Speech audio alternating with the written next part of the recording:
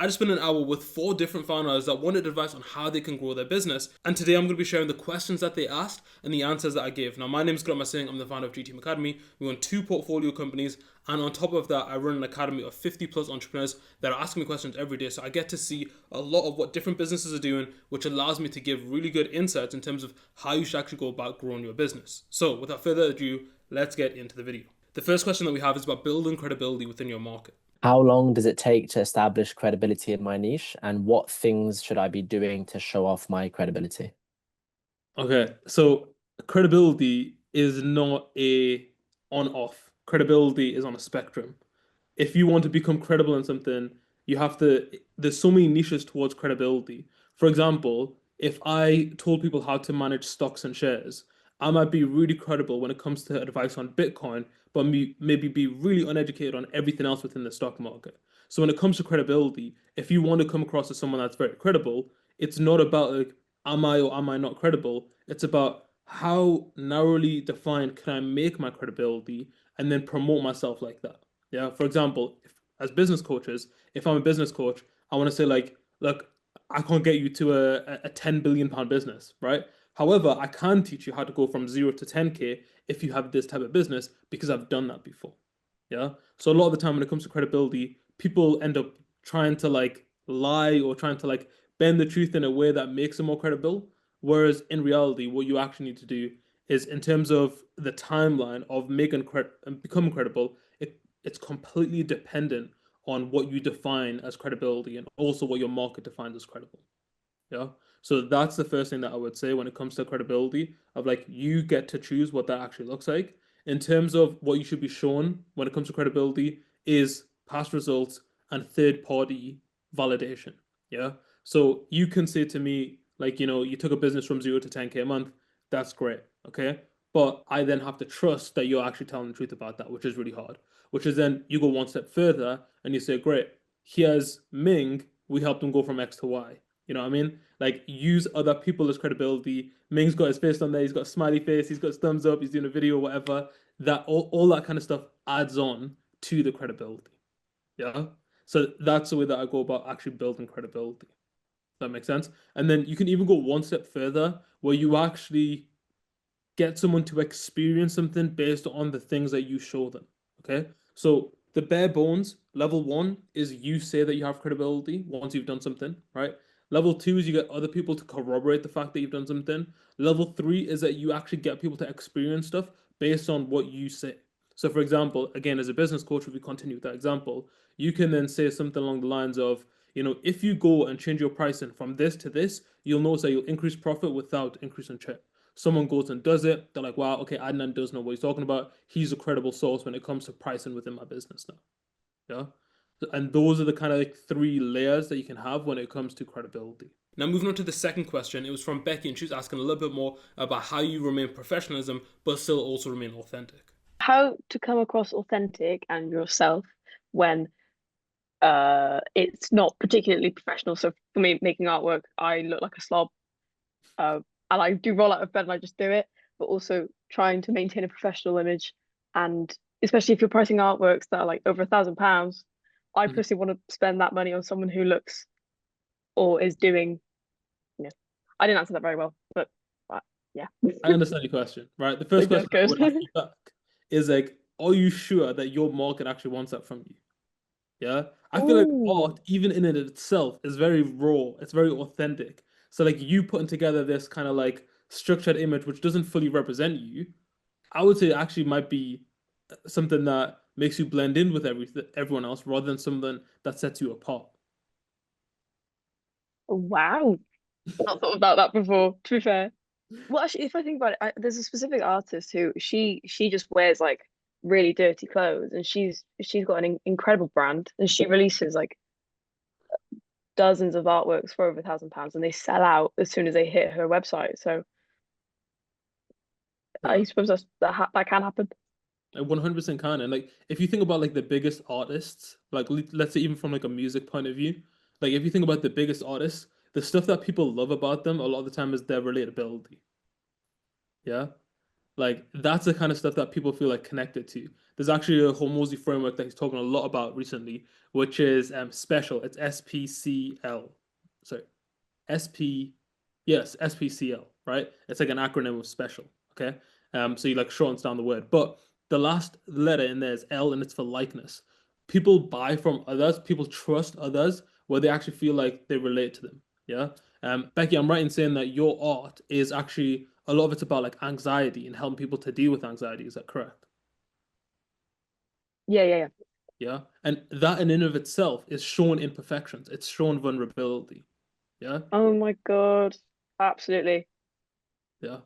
Yeah. So use that to your advantage rather than seeing it as a disadvantage. I've not thought about it that way. Okay. That's Well, class. Thank you. no worries. That's really good. The third question was from Adnan, who's asking about the objection. What if a lead says that they can't afford your service? What should I do if a lead is interested in my service or product, but they say that they can't afford it? And that can be like on a sales call, on a DM, maybe even in a face-to-face conversation. Okay. Okay. It's a good question. And the more I think about this, the more sales calls I have, the more it comes down to actually the value that you provide, right? Because even the most broke person, like if you sell like I'm giving away a Ferrari for £5,000, they'd be able to figure out a way to get that £5,000. Yeah. So a lot of the time people say like I can't afford it, but it's actually the value that you provide isn't in alignment with what they actually need. Yeah. Now, alternatively, let's say that, they're saying that they can't afford it, but you've got an inkling that, they can. How do you get them to see that this is a worthwhile investment? And that's basically just there's so many different things that come into that from a sales point of view, but you have to basically produce the correct conditions to make them want to buy. Yeah. So, for example, it could be that someone doesn't feel deprived enough of what your service offers, right? So let's say you're a fitness coach and someone wants to get in better shape. They might be like, you know what it is, like, Adnan's charging £300 a month. I feel like I'm already in a decent amount of like a decently well shape. Like I'm okay. I don't really need this. Okay. What you need to do to get them to buy is actually need to increase the deprivation between where they are and where they want to be. Yeah. So you dig into that further. And then the more you can do that, the more ideal scenario you can create for them and the higher you can promote your product, the more likely it is that they're actually going to want to buy. Right. But let's say you do that, you do your best sales ability ever, you make it so it's so obvious that they need to do it, it needs to be done now. There's a scarce number of opportunities that they're going to have to be able to actually take your service. You do all these things and they still don't buy, right? It might genuinely be because they cannot just buy your service. If they buy your service, it might mean that they don't have food on the table for next week, and therefore they're just not going to buy it no matter how much you kind of like promote it to them or how much you try to sell it. In those cases, you've got the kind of standard options of like, does your service offer downsells? Yeah. Is there something that you could offer part of the service and then the rest of it later? Yeah. You could also look at just revisiting it in the future. Yeah. I would a lot of the time if someone says I can't afford it right now, I actually don't want to have the reputation of a really pushy salesperson. I don't like twisting someone's arm to get a sale. I often just try to say like, look, if that's not right for you at the moment, that's okay. Let's revisit this in a month's time and see if that's a better time for you. Yeah, because from a brand point of view, I don't want to be that guy where there's 50 people out there saying, "Oh, I didn't really want to buy that thing that you were selling me, but he really twisted my arm on the sale, and then I just bit the bullet, and I wasn't really happy about it, but he kind of forced me to do it." Yeah. So for me, I take that as approach of like, look, they can't buy, but this is a numbers game. How can I then go and get 50 new sales calls booked in? Yeah. How can I get more people that are in a position to buy onto these calls rather than try to force someone that can't actually buy? The fourth question was from Ming, and he asked about how do you transfer someone from a lead to becoming an actual client? What are the points you find that you have to deliver throughout the sales journey that makes the lead become a client from the moment they see your content or from any point in your funnel to then booking a call with you, then being yes? Yeah. First thing is they have to want to see a transformation in their life of some sort, right?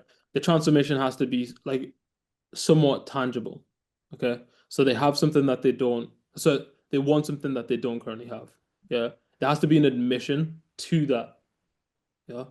Like that's typically the base of every kind of interaction.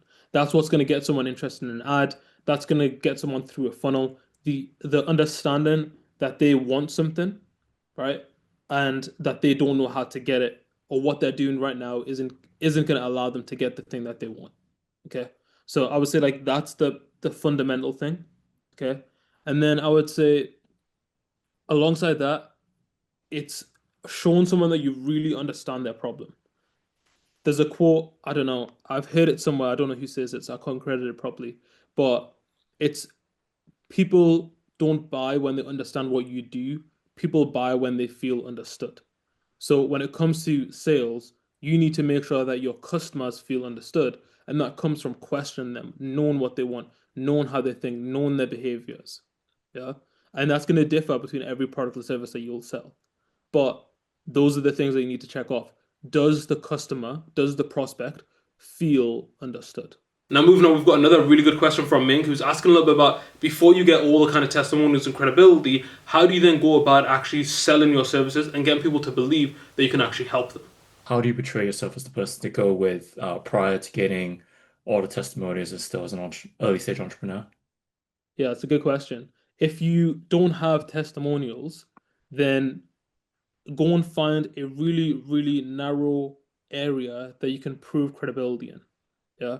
For example, as business coaches, when I first started, I couldn't just go and say to someone like, I know how to grow your business, all this kind of stuff. I didn't have testimonials for it. I didn't have credibility in that domain at all. However, one area that I did have credibility in was discipline. So I would I'd wake up early, I would do the things I didn't feel like doing, and that was an area that I could then apply.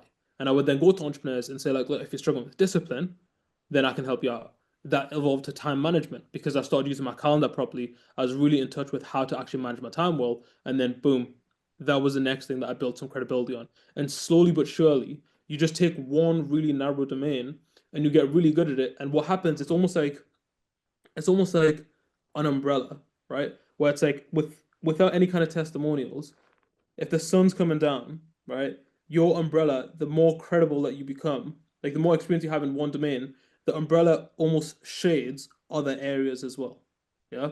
You get more surface area of shade, the more credible you are in one area. For example, when we look at Alex Hormozy, his transition from literally he went from being a fitness trainer to teaching people how to run gyms to teaching people how to run businesses to acquiring his own businesses. Yeah, there was an evolution, but he just used the last step to prove credibility and why he's good enough to talk about this next thing. Yeah, and that's all it is. You find one area that you can show credibility in, and then you dominate in that area, and then you branch out to the next area. Yeah, it was the same with Gary V and Wine Library. So his was about he used to sell wine firstly, then he started doing media about wine, then he started investing in businesses. And people, when he started going to the business sphere, well, people were like, what are you talking about? Like, you don't know anything about business. But what happened is the skills that he built from growing his wine business were then applicable in terms of teaching other people how to run businesses and also how to invest into new businesses. Yeah. So it's the same kind of path. You're never going to be an expert in anything without actually experiment and trying. So you just have to put in effort, you have to put in work in one domain and then allow that to then transfer to the next one. And finally, the last question is from Becky, who wants to know a little bit more about how do you go about increasing your prices and communicating that to customers that may already know your price. How to up your prices without upsetting new clientele that haven't already heard and are going to go to you for your services and they find that you've upped your prices. So how do you ensure that